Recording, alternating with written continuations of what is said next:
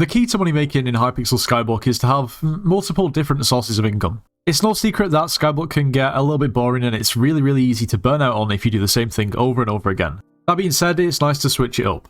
So today we're going to take a look at a ton of different money making methods, enough that you can try for a while and hopefully not get bored while also making money. Now, funnily enough, the first money making method revolves around fishing, but not in a standard way. You see, this sort of fishing will take you to the Crystal Hollows, and if you fish in the Crystal Hollows, you have a chance to spawn one of these sea creatures, an Abyssal Miner. The default chance to catch an Abyssal Miner is 0.37%. They're guaranteed to drop rough gemstones, they have a 20% chance to drop flawed gemstones, and they have a 2% chance to drop Piscary 6 books. Piscary 6 books sell for 8.2 million coins if you put an order up, or if you insta-sell, about 5 mil. Now obviously this money making method is going to work very well if you are a high fishing level and have decent fishing gear. The requirement to actually fish up this sea creature is fishing 24, but there's probably not much point doing it at fishing 24 because you're not going to make that much money. But let's assume you're a high fishing level. Maybe you've got, I don't know, maybe you've got a Hellfire Rod and you've got some Magma Lord armor and also some decent magic find. You might be able to make it work. Sure, there's probably better money making methods out there that are going to make you more money, but this is something different. I don't really hear of many people doing this. Okay, so the next one is essentially a craft flip, but it's pretty specific. I've used this before and it's just ridiculously good. Basically, you buy 8 treasure talismans and craft them into a treasure ring. It's that simple. Treasure rings are currently selling for 7.38 million coins. Now, to craft this treasure ring, you'll need 8 treasure talismans. Meaning that if you just basically take a number that you want to make in terms of profit, say if you want to make 500k per unit, that means that you're going to have to pay at most around about 6.8 million coins for the treasure talismans. Divide that by 8 and then you know how much to buy the treasure talismans for and below. Now I know that as long as I buy these treasure talismans for under 850k, I'm going to make a good amount of profit. So I'm just going to simply buy all of them up that are listed for less than 850k. I'm going to flip for 15 minutes and see how much money I make. Okay, so it's been 15 minutes. We managed to pick up enough for 4 treasure rings. We bought them all for roughly between 700 and 850k each. So our return is 29.2 mil, and that's the money we already have in our purse. Means that we profited 3.5 mil in 15 minutes, which equates to 14 million coins an hour. And to be honest, it was really slow because of the time of day I'm doing it at. I'm doing it, well, early afternoon in the UK. It'd be better if I did it maybe at like 8 or 9 o'clock, probably even later, because then everybody in America is also on, and then especially with this sort of flip, the more sort of items coming onto the market the better, because the price gets undercut and goes even further down. You could probably quite easily double that at prime time. Anyway, moving on. I actually got a lot of these ideas from like people in my Discord server. I asked, and a lot of people gave me a lot of these ideas, some of them on my own. A lot of people were just simply saying, get a real job and buy cookies. These people might be onto something though, wait. Oh my, like 13 mil each. I'm joking, this is not a good idea. Yeah, I'd save your hard-earned money or invest it and or just spend it on something else instead of pixels, but that being said, if you are planning on purchasing anything from the Hypixel store, make sure to use code NITROS as it gets yourself 5% off. Also, you should subscribe to the channel. If you watch the videos and you haven't subscribed, please make sure to do so. You should join the Discord server, it's linked in the description of this video. We offer slayers and dungeon carries, so if you need carries or want to carry and make some coins, make sure to join. Grinding treasure hoarders in the Dwarven Mines used to be a crazy good money making method, but everybody kind of found out about it, grinded it, and therefore the prices of treasurite, what you actually get from the treasure holders that makes your money, just decreased in price because so many people are grinding. They sell for about 20k each. What I thought might be interesting is I'm going to do a little test maybe for 10 or 15 minutes and see how much you can actually make from treasure holders per hour at this point in the game. For those of you who don't know, you kind of just need to come up into Rampart's Quarry at the top of this bridge, and these are the treasure holders. They spawn across this bridge, maybe a little bit here, and over this way, past the bridge. Also, there's like a little hole in the wall and takes you through to another area where they spawn over here. You can use whatever you want to kill them, to be completely honest. I mean, using kind of magical damage is easier because you don't have to be kind of precise or pay too much attention to what you're doing. Anyway, I'll be back in 10 minutes. Okay, so it's been 10 minutes. We got loads of these salmon opals, which is just a reforged stone, which is kind of annoying how little they're worth. We managed to get 9 treasurites, so we're going to go ahead and take those out of our sacks. We had about 35k just from killing the mobs. We ended up getting around about 180k plus everything else. We got 211k in 10 minutes, which is, wow, this has really took a hit. It's just over 1.25 million coins per hour, which is not great at all. I guess if you're really early game, then it could be relatively maybe okay for a money making method. I think there's still better options. You are a bit RNG dependent because, well, it's an RNG drop to drop the treasurite, and obviously the more magic find you have as well, the kind of more you're going to drop. I didn't have a lot of magic find when doing it, but realistically, you know, if you're doing this, you're not going to have a lot of magical find anyway. I would recommend definitely using a god pot. So the next money making method takes us back to the Crystal Hollows, and for this one we need to find the Precursor City. Here we go. Now, the Precursor City is the most prolific place for the automatons to spawn, and we're basically going to be grinding automatons. It's honestly they're relatively easy to grind. I mean, you don't need a Hyperion, you simply just need an Aspect of the Void and a sword. I guess that's just for the sake of ease. Now, there's 2 different types of automatons that spawn. There's a level 100 and level 150. The level 100 automaton can be found in the Precursor Remnants area of the Crystal Hollows, and the level 150 can be found in the Lost Precursor City, the place where we are now. If we look at the level 150 drops, we can see that there's basically a 2% chance to drop any of these 6 parts. Now, these parts all go together towards being able to claim the Sapphire Crystal for Nucleus runs. And we can see the prices of these, they do vary. Some 170, 70, 187, 177, 173, 179. So they do sell for a decent amount. Obviously, you get a bit unlucky if you end up getting a lot of these super light motors. Regardless of that, we're going to go ahead and give it a try. We're going to grind them for 10 minutes. We're going to times our results by 6 and see how much we can make per hour. Now, what will make a difference when you're grinding these is basically the route that you take. I'm not really an expert, nor have I really tried to do this for money before, so I'm not really sure of the optimal route, but I'm just going to try and give it a go. Now, what I do know is in the past when I've been powder grinding, if you powder grind in the Precursor area, then automatons do spawn in pretty much all on a level sort of playing field, so I found that was relatively easy to grind, but of course that means you have to mine out a lot of stuff. It's up to you as to how you do it. I'm not sure which way is best. Okay, it's been 10 minutes again, and we managed to get a semi-decent amount of parts, I've got to say. Wasn't really doing it very efficiently, and also it is kind of affected by magic finds, so yeah, my magic find isn't good at all. We managed to make just under 1 million coins, meaning that for me it's made like 5.8 million an hour, which once again isn't great. However, you've got to think about it. If you can do this over and over again and get a decent sort of path down to a T as to where they spawn every single time, which you can, then it really isn't too bad. They only have 15k health. Well, level 100s do. Level 150 I think have 20k health. And you could literally just teleport around with an Aspect of the Void or an Aspect of the End and switch to your sword and kill. It's really easy. And probably not a method that's going to make you billions of coins, but it could definitely make you probably a good 10 mil an hour if you get it down to a T. You get relatively decent RNG, you have good magic find, you may be even able to make slightly more. Now the next money making method takes us back to the Crystal Hollows, but once again not for mining. This time we're in the magma fields and we're on the hunt for Bal. Now for those of you who don't know, Bal is basically just a big magma cube mini boss. And it gives you the chance to drop a Bal pet, either epic or legendary, which are both very expensive. Interestingly enough, and in a very, very unique way, you don't just straight up have a percentage chance to drop a certain item at the end of the boss. It's actually chance per hit. So for an epic pet, you have a 1 in 7,936 chance per hit. Meaning that if you're able to hit the boss 1,000 times before it dies, then I mean, that's giving yourself basically almost a 1 in 7. It's more like a 1 in 8. And for a legendary pet, it's 1 in 18,500 per hit. The cheapest epic Bal pet on the market is up for about 13.3 million coins. And as for legendary, well, that's 19 million.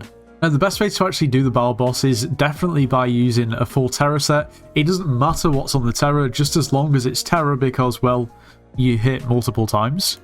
What I actually mean to say is you shoot multiple arrows. And of course a Terminator, because, well, I mean, it logically makes sense. That's 3 arrows at once. Whether that counts for 1 or 3 hits, I'm not sure, but it would kind of make sense if it did. Therefore, you might as well give it a go with a term if you've got one. If not, just a regular bow like a Juju and Terror works fine. So there is actually technique to doing Bal. Now, of course, you have to straight up hit it. However, because basically you have a chance of dropping the items that you want to drop in terms of money making from hits rather than killing the boss, you don't actually need to kill the boss. You can keep it in a state where it's always alive, where you can keep hitting it and hitting it and hitting it. And the way that you would do that would basically be to build a platform at the top of the Bal area. That way you can shoot down onto Bal. Number one, that's without being actually in the magma field, so you don't die from heat. And number two, it just gives you a really easy shot down onto Bal. Now at the moment, of course, it's not spawned, the crystal is there. But the plan is basically you will shoot it until it's about to die, and then you don't hit it, so it'll despawn, and then let it respawn, and then you can hit again. It's quicker than changing lobbies once you kill it. Now, if somebody else in the lobby is doing Bal and they're not on board with your plan, that's when there can be a kind of a spanner in the works, because they likely will just kill it, and then you have to wait for it to respawn, and you might just be better off lobby swapping again. But yeah, you kind of shoot it and hope for the best.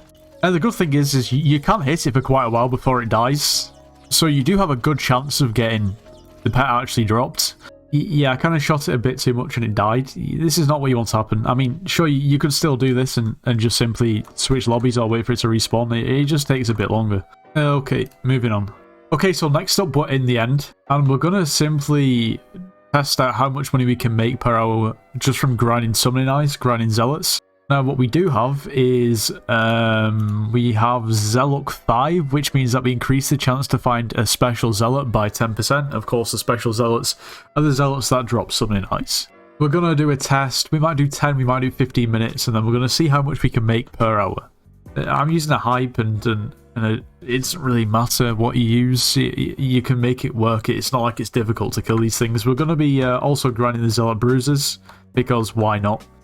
Anyone else notice that the end lobbies recently are they're just terrible? Like, the TPS is just absolutely so bad. There's times where I've literally been frozen in place for about 10 seconds and then the game sort of catches up. Not ideal. Okay, it's been 10 minutes.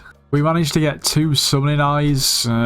We got 2 Crystal Fragments. I think we got loot share on somebody's boss as well. I don't think that's gonna really affect anything.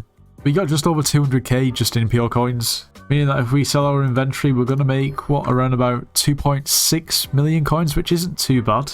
That comes out to around about 15.9 million coins an hour, considering the end right now is pretty much unplayable. Regardless of which lobby I end up in, I seem to always have really, really bad TPS issues, and there's relatively a lot of competition at the moment in the end. Like, there's quite a lot of people grinding Zealot, surprisingly. I don't really think that's bad at all. It's not optimal, and I think you could definitely make more than that if you got a bit better RNG as well. I feel like I got very unlucky only getting 2 Summoning Eyes, but anyway. Okay, we're going to turn our attention to the auction house and the bazaar for a little bit. And the first item I'm going to talk about is the Magma Rod. Now, the Magma Rod is a lava fishing rod that you unlock at Fishing 27. And basically, when you craft a lava rod, it comes with 2 attributes on it. Depending on the attributes, you can sell that for a little bit more than, you know, one that doesn't have great attributes. Now, the craft cost of a magma rod is 10 silver magma fish, which at the moment are around about 23k each, meaning that the raw craft cost is around about 230k, considering the sticks are pretty much free. Now, the cheapest magma rod you can get is 135k with attributes that nobody really wants. But if we filter for a quote-unquote god roll rod, then the cheapest one is 800,000 coins. The cheapest rod with just fishing speed is 600k, and the cheapest double hook rod is 400k, meaning that you can literally just craft these rods and sell them on the AH for profit, because majority of the time, you're actually going to make money.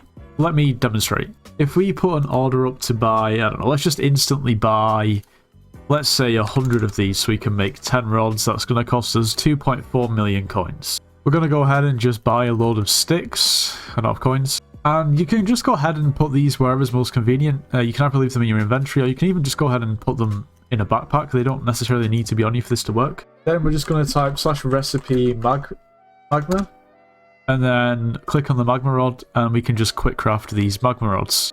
Okay, so we're going to super craft 10 of these rods, and we're going to see how much money we've made. Okay, so what we've got is we've got 2 double hook fishing speed rods that both sell for about 800k each. We've got 3 fishing speed rods that we can sell for about 600k each, and 3 double hook rods that we can sell for about 400k each. We also have 2 leftover infection trophy hunter that you can just sell for lowest bin, or you can actually salvage them. And if we were to salvage these 2, we'd get 10 silver magma fish back, so you get 5, so you get half what you paid for, and we could just craft another and test our luck. Okay, so off our 2.4 million coin investment in a matter of a minute or 2, once these all sell, we'll get a return of 4 million coins. So that's going to be about 1.6 mil profit, which is almost a 50% profit margin. It's more like 40%, but it's ridiculously good. Now, you can start off like this when you don't have so many coins, but once you've built some coins up, you can make way more money crafting these in bulk, combining them into higher tiers of double hook fishing speed, and then selling them on. You're able to sell a double hook 5 fishing speed 5 rod for 14 million coins. It is basically printing money, it really is. I've just realised as well I would have made more money, but I accidentally listed this rod for 39k instead of 390k. So it was probably more closer to 4.4 million coins that we would have actually got back, which would have made us 2 mil profit. And these sell really quick as well, so it's just a dub. So for the next money making method, I'm in the garden, and don't worry, I'm not going to make you farm. Well, I'm going to make you farm a little bit, but farming the crops isn't what's actually going to make you coins. I have mentioned this before, but it's too good not to. What you're going to make the money more from is the visitors. Now, what you actually need to do this money making method is either a completely fresh profile or a bingo profile if you want to transfer coins onto your main account.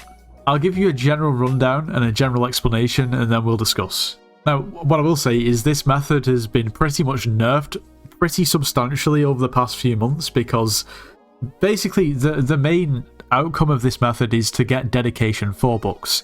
Dedication 4 books sell for around about 46 million coins at the moment, and previously over the past few months they were selling comfortably for over 120 million coins, maybe even more. So you don't make as much as you used to from this method, however it's still very good for money. Now, this Dedication 4 book has a chance to actually drop from the librarian visitor. So if we can somehow find a way to make it so the only visitor that keeps respawning is the librarian, then yeah, we're on to a winner. Now, that's why you either need a new account. If you're on a new profile, then that's great anyway. Of course, if you make money on a new profile, but you actually want money on your main profile, you're not allowed to transfer coins. I mean, nothing's physically stopping you, but if you get caught, you'll be banned. It's not allowed. You shouldn't do it. However, we do have a loophole that is perfectly allowed, and that's a bingo profile. For those of you who don't know, once you finish a bingo profile, you're able to transfer some items over to another profile of your choosing. So yeah, you can transfer these books over to your main profile and sell them if you like. The idea is that on the new profile or on the bingo profile, you don't really talk to any NPCs. You see, the way that you unlock these NPCs to visit is just simply by talking to them. So it's very important that the only NPC that you talk to is the librarian, meaning that there's not really that many visitors that are able to visit you, and you'll get to a point where the only visitor that will be able to respawn is the librarian. Basically just giving you infinite attempts to actually get a Dedication 4 book. Now, the librarian always asks for sugarcane, so I'd recommend, if you are on a new profile, rush sugarcane as fast as you can. And even though there might be a decent amount to take in, that is pretty much as simple as it is. You're able to transfer 10 items over from a bingo profile to your regular profile or a different profile, meaning that potentially in one bingo at the moment you can make about 460 mil. Now, like I said, it used to be way better. You used to be able to make, what, 1.2, 1.3 billion coins just from a single bingo on your main profile, which is crazy. So next up, we're going to go over to the catacombs, and the floor is Master Mode Floor 5. Just hear me out. Now, Master Mode Floor 4 is a pain to do, let's be real. Regular Floor 4 is a pain, and Master Mode Floor 4 is just not nice. Master Mode Floor 5 with a decent party is actually okay to do. And you can make some really good money from Master Mode Floor 5 if you have a party. Looking at the loot pool, from an S+, you have a 1.1% chance to drop 3rd Master Star, which is, I guess, not too bad. But then you also have another chance to roll in the Obsidian chest as well, at 0.3% chance. It costs 7 million coins to buy, and sells on the Bazaar at the moment for 47 million coins, which is 40 million coins profit. Meaning that if you just to bag one of these per hour, that's 40 mil an hour. Now, of course, statistics say that's probably not going to happen. You've got just over a 1% chance to drop it from the S plus chests, and in the same run you have a 0.3% chance, meaning that what, you've got like a nearly 1.5% chance from each run. That's assuming you can do the run in 6 minutes. That's 10 runs an hour, meaning that you only really have like a 15% chance to get one in an hour. But it would be pretty harsh to discount other drops as well. For example, essence and other items along the way. Now, a really good way to make money is simply carrying people. Whether it's dungeons or slayers, it is very lucrative. In terms of making money, tier 4 endermen have probably got to be some of the most profitable. Number 1 because of the demand, and number 2 because of the price. Something else like a Master Mode Floor 7 carry or a tier 5 Cudra carry will sure make you more money per carry. However, the sheer demand for enderman carries is ridiculous compared to anything else. That's simply because people want to be able to use short bows like the Juju, and also of course the Terminator. And for newer players and players who just aren't very good, like me, it can be very daunting, intimidating and difficult to actually get into Enderman Slayer and be able to do it well enough to be able to take yourself all the way up to Enderman Slayer 5 or 7. So people buy carries and it's not uncommon. Simply speaking, if you're able to do your own Enderman boss, you'll definitely be able to do somebody else's. You don't take anywhere near as much damage. It's just way easier. In my server, which is linked in the description, a completion, so one singular boss is 2.5 million per, and then a bulk order, which is 10 or more, is 2 million coins per. Now, this may seem expensive. You might think, well, I go into the end all the time and I see people advertising in chat that they're doing carries for 1 million coins or maybe even less. But doing it through a system and through a server means there's just that little bit more security and structure to the carries. Also, it has to be worthwhile for the carrier too, which is good for you guys wanting to actually carry. By the way, this is like, you can go to a different Discord server. There's so many of the different Discord servers that offer a carry system similar to ours, and you know, feel free. I'm just saying that this is how we do it. I've talked to a lot of the carriers in my server, and it seems that majority of the time, you know, they're able to do the bosses fine. I mean, you've got to apply to be a carrier, so you have to be able to do a boss in a certain amount of time anyway. But a lot of the time, the people that want carries are a bit, you know, relatively low level. So I guess what really does determine how much money you can make is how quickly the person that you're carrying can spawn the bosses. There are quite a few variables, but it's definitely a really good way to make money. I've heard stories of people making upwards of 40, 50, 60 million coins per hour if they get someone who's put in a bulk order who spawns the bosses relatively quickly. And I've heard other people who may only make 20 million coins per hour because maybe they've not got a bulk order and they've got someone who spawns slower. You know, it's kind of a lucky dip in that sense. Okay, moving on. Bazaar flipping. Where to start? So, straight up Bazaar flipping with a lot of other things in the Skyblock is most profitable when you can invest a lot of money into it. Simply speaking, it's the volume that's going to make you the money. So with that in mind, some pretty decent items to straight up Bazaar flip are farming items. Crops. Crops that, of course, appear in Jacob's farming contest, that vary in supply and demand at different times. So I've got an example. So we can buy an enchanted baked potato. We can insta-buy it for 78k, so we're going to go ahead and insta-buy one. We can grab some sugarcane for a couple of coins, we can craft some paper, and we can then craft ourselves a hot potato book. Now we can just put that up on the Bazaar straight away. We can create a sell order for just less than 82k, oh well, sorry, just over 81, meaning that we'll make 3k profit once it sells. That seems like nothing, but you can straight up insta-buy these, so I don't know, I could insta-buy 500, and of course that multiplies the profits. Let's go for it. Let's say we're going to insta-buy 500 enchanted baked potatoes, which is 40 million coins. And now it's just a case of crafting the hot potato books. So let's just get a lot of sugarcane. Now we can super craft. And it's literally just a case of crafting as many as you can, listing them on the Bazaar, and repeat. Is it tedious? Yeah, sure, it is a bit tedious, not going to lie.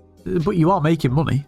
Our profit margin is around about 3 to 3,500 coins per hot potato book, which means on a volume of 500, we're going to make between 1.5 to 1.75 million coins profit. And if you actually put a buy order up for those enchanted baked potatoes in the first place, then your profit would be something more like 2 to 2.5 million coins. So from something that seemed relatively small in terms of profit, you can see how if you put more money into it, you can scale that profit. And there's not really any point in me showing you any other different crops because, well, you're just going to have to try and see them, you know, if they work for yourself. The prices on the Bazaar change all of the time. At the moment, hot potato bucks are pretty profitable. Tomorrow they might not be. Let's move on. Okay, we have a few money-making methods under this bracket, but I'm just going to say the Crimson Isles is such a ridiculously good place to make money. And we're going to start off with Ashfang. Ashfang is a mini-boss that is really, really painful and frustrating to do. But once you get the hang of it, it's not as painful and frustrating as it was at first. Now, when you actually kill Ashfang, you have a pretty small chance to drop a 5-veil one that sells for 14 million coins. From every Ashfang kill, you are guaranteed to drop a Lumino Fiber, and 10 Lumino Fibers gets you a 5-veil one, which is 50 million coins right there.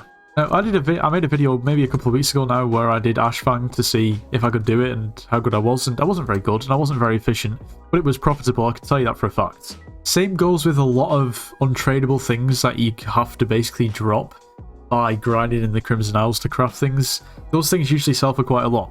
For example, the Gauntlet of Contagion. Now, to craft the Gauntlet of Contagion, you need some enchanted mycelium cubes, and you also need 36 leather cloth. Now, this leather cloth is untradeable, it's soulbound, but it's obtainable via killing the Barbarian Duke boss, which is a little bit of an annoying boss to kill. However, it's not really too bad if you have a Hyperion, you can just cheese it by going underneath. Grinding bosses in the Crimson Isles can make you a decent amount of money if you just go around in a circuit, it really can. Staying in the Crimson Isles, we have to talk about Cudra. I'm not going to talk about it for very long because it's obvious that it's really good for making money. I've proven it so many times in the past, but it just simply is ridiculously good. Pretty much every run profits when you use a key because of the amount of essence that you get. That's the great thing about the higher tiers of Cudra. You don't have to drop anything great for it to even be worth opening the chest. And when you do, you're going to make a ton of money. If you're sort of mid-game and you're stuck and you don't know what to do and you don't know what to grind towards and you haven't done Cudra, please do it. Get your reputation and get into the higher floors of Cudra, the higher tiers of Cudra, because it really will make you a lot of money and probably transform what you've got. Now, I can't not mention Blade Slayer, a Slayer that I don't really do too much myself, but I know just how much money it can make. Blade Slayer is different to most other Slayers because it doesn't have one really, really good drop that everybody wants that's worth a ton of money. It has a ton of other smaller drops that make you a lot of money though. For example, your Derelic Ash is going to build up. The same with all of the Distillate, Duplex Books, which are actually relatively good chances to drop. You've also now got the possibility to drop Flame Die, High Class Dice as well, which is relatively good chances. You're practically profiting from every boss because of the Derelic Ash that you usually get, and also the Distillate. In my opinion, Blade Slayer is pretty difficult to do, but I think that's for good reason because you can make a ton of money, and I know you used to be able to make way more. Now, something else to mention is that you simply should not underestimate the power of your minions. Something that I've pretty much been doing since I started playing Skyblock. And you should really pay attention to your minion upgrades because they can basically increase the efficiency of your minions like you'd never even imagine. Of course, Mellow minions aren't for money. It is crazy to think that slime minions have been so good for so long and they still seem to be a lot of people's first choice. I don't know how else to say it, but if you want money, just put some slime minions down. I think that's what I'm going to do later on today. Now, something that you need to make sure that you keep on top of in terms of making money is which mayor is in office. What perks they have active. For example, right now it's Marina. So let's take a look at Marina's perks. Marina is going to increase your fishing wisdom, sea creature chance, and also she's going to schedule some fishing festivals. So you should fish. You can make a ton of money from the fishing festivals. I've done it before. And it's actually quite fun. And Paul potentially might be in office. Do some dungeons, you know, it's going to be 20% cheaper, you're going to profit more. If you had a 3 perk, then, you know, it'll be easier with the better blessings. If you had a 3 perk Aatrox, or just Aatrox and you fancy to do some Slayers, it's always going to be better in Aatrox. If you have 3 perks, you're going to have them cheaper, you're going to gain more Slayer XP, and better chances at RNG drops. I mean, that's what else could you ask for? If it's Diana, try your luck. I mean, who would not want to drop a Chimera? And the same goes for every other mayor. They're always centered around something, so I just do the activity that you can potentially benefit from. Especially with the special maze too, you can take advantage of Jerry and Derpy if you prepare, and you can make a lot of money. Okay, so we're going to do one last money making method, and we're going to finish it off with a pretty decent one, pretty interesting, and I guess one that could potentially go wrong if you don't pay too much attention to what you're doing. We find ourselves in the auction house, and we're going to be taking a look at pieces of Cudra armor. Now, this can also work with the pieces of equipment too. It plays on the attributes. Now, this can require a bit of patience, but it can be worth it. Well, at the moment we're taking a look at a Godroll Crimson chestplate, Veteran and Magic Find. This particular chestplate has Magic Find 4 and Veteran 5, so probably dropped from Tier 5 Cudra. At the moment it's selling for 225 million coins. Here we have another Veteran Magic Find Crimson chestplate, but the difference is this is Magic Find 8, Veteran 8, and this is selling for around about 447 million coins. Now we have another Crimson chestplate, but this one's Magic Find 9, Veteran 9. Which is 590 million coins. So you can see the price difference depending on the tier of attributes on the armor. Now, what is stopping you from buying this Magic Find Veteran chestplate 4.5 for 225 mil, and sniping the Veteran and Magic Find chestplates yourself, upgrading it all the way to a 9.9 or even a 10.10, and making a ton of profit? Well, really, it's patience. That's the only thing. It is patience to pick up the pieces, and patience to let it sell. For instance, if you had a Veteran 1 Magic Find 1 piece of Crimson, it was a Crimson chestplate. Of course, you don't have to just buy Crimson chestplates to combine with it, and you don't have to buy other God Rolls to combine too. You could, for instance, buy a Veteran 1 chestplate, and then combine it with your Veteran and Magic Find chestplate to get a Veteran 2 Magic Find 1 chestplate. You can also buy a Veteran Terror chestplate and combine it with your Crimson Veteran and Magic Find. The same goes for Fervor or any other piece of Crimson Isle armor. As long as it has the attribute that you want, you can combine it. Now, the easiest way to check the prices of all of these attributes is using Discord.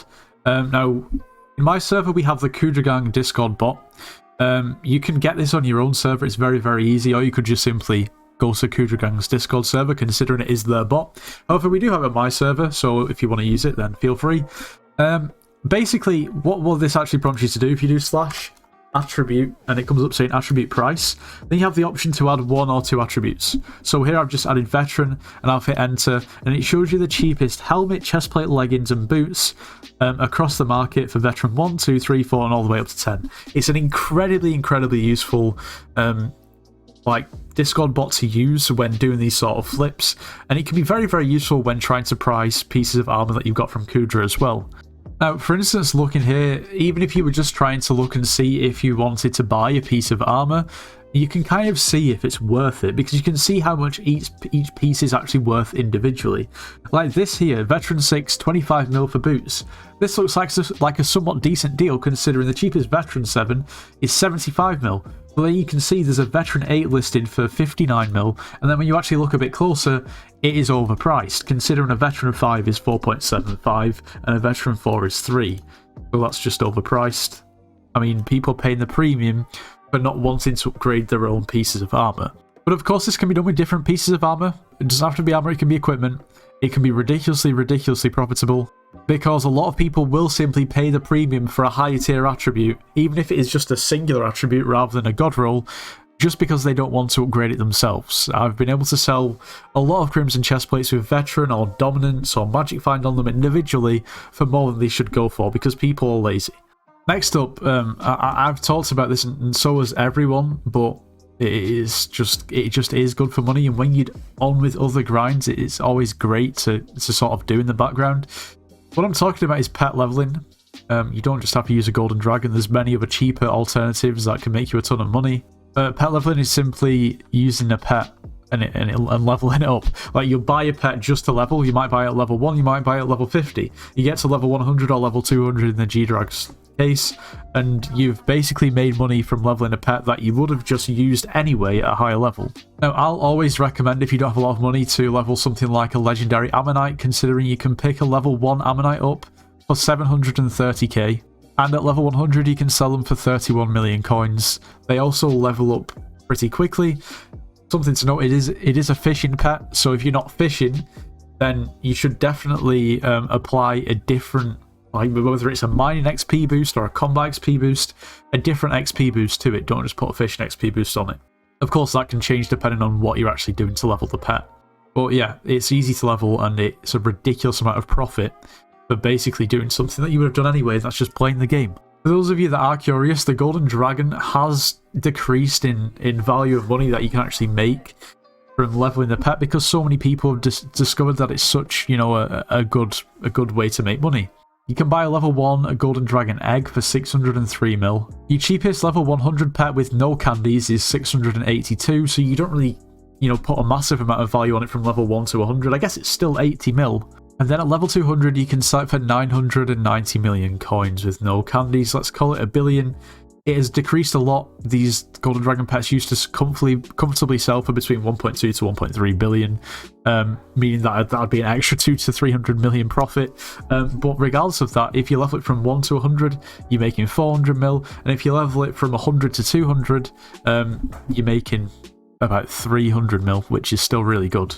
Now, I mentioned before that, you know, so a lot of people were saying just to get a job in real life and buy cookies, which is, you know, don't get me wrong, you would probably have a lot of coins. Whether that's the best thing to spend your money on, it is completely, you know, your decision.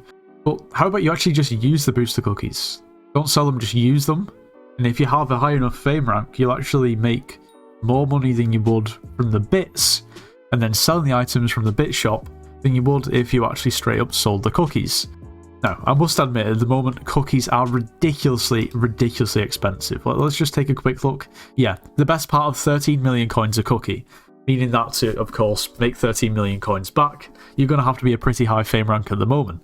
Cookies aren't usually this expensive. They're usually around 11 and a half, meaning it's slightly easier. But for those of you who don't know, things like buying skins and simply using booster cookies increases your fame rank. You are able to view your fame rank if you go into the cookie booster menu, the booster cookie menu, and hover over the golden helmet. You can see that your total fame and what rank that actually gives you. So it says that my bits multiplier is 1.9, which means that per cookie I get 9,120 bits. So say for instance if I put all of my bits into Kismet Feathers, I would currently make around about 13.5 million coins per booster cookie, meaning that it would actually be better for me, if I was to buy cookies with gems, to simply use the cookie and then sell items from the bit shop. Kismets might not even be the best thing for money at the moment, that was just an example.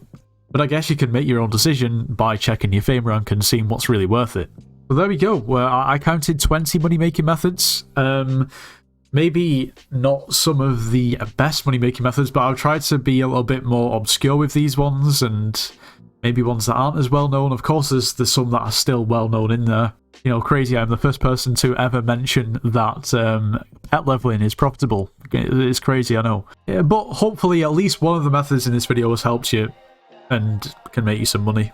Anyway, this is going to be the end of today's video. Make sure to leave a like, subscribe if you're new, and I'll see you in the next one.